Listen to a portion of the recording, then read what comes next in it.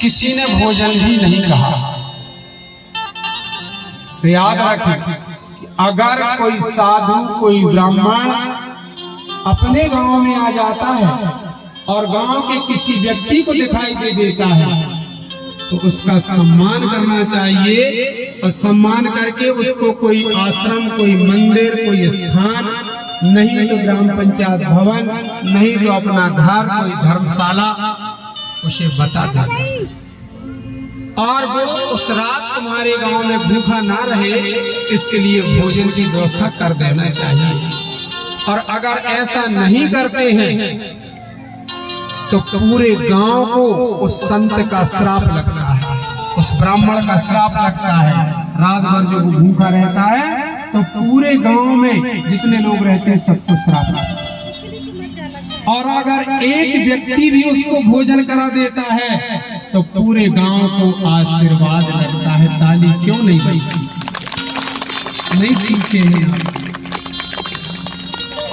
बोलिए दुर्गा मैया की जय। रुक गए, भोजन करके सो गए।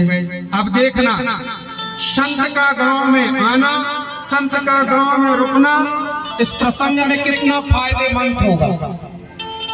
तो 4 डाकू जो चले आ रहे थे और बाबा उतनी टाइम उठ गए। उन्होंने कहा यार ये बाबा जग रहा है। बाबा के पास गए, कहे नर्मदे हार, कहे नर्मदे हार। चले आप लोग भैया कहाँ बिल्कुल इतनी रात में सवेरे सवेरे? कहने लगे महाराज हम डाकू हैं। अच्छा अच्छा ठीक है, तो कहाँ जा रहे हैं? इस गांव में जो सबसे बड़ा आदमी उसी घर में डाका करने जा रहा है। महात्मा ने कहा यार भैया तो मुझे भी साथ में रख लो। कहले तुम क्या करोगे? कहले मैं भी तुम्हारी मदद कर दूंगा और एक ही समय भी ले लूंगा। वो सोचे ठीक है चलो महाराज। संत कैसे रक्षा करते हैं देखो। संत चले गए, कहने लगे तुम बाहर खड़े रहो, मैं अंदर देख के आ रहा हूं। और अंदर गए, जो घर में एक सियाना सो रहा था उसको धीरे से जाके जगा दिए। तुम्हारे घर में 4 डाकू आए, जग जाओ।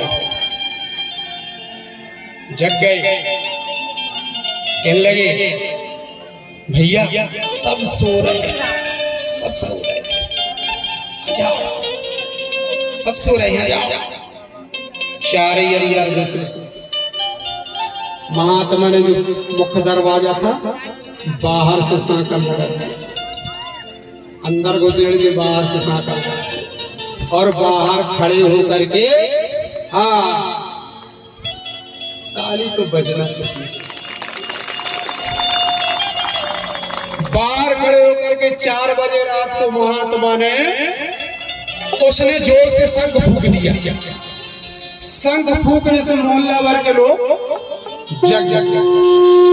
जुड़ गए और दरवाजा खोल के चारों डाकुल की दह पिटाई और 100 नंबर को लगाया फोन, तो चारों को पकड़ के ले गए। संत कितने दयालु होते हैं। कुछ खाने को नहीं मिला गांव में, रहने को नहीं मिला गांव में, इसके बाद भी संत ने गांव की रक्षा कर दी।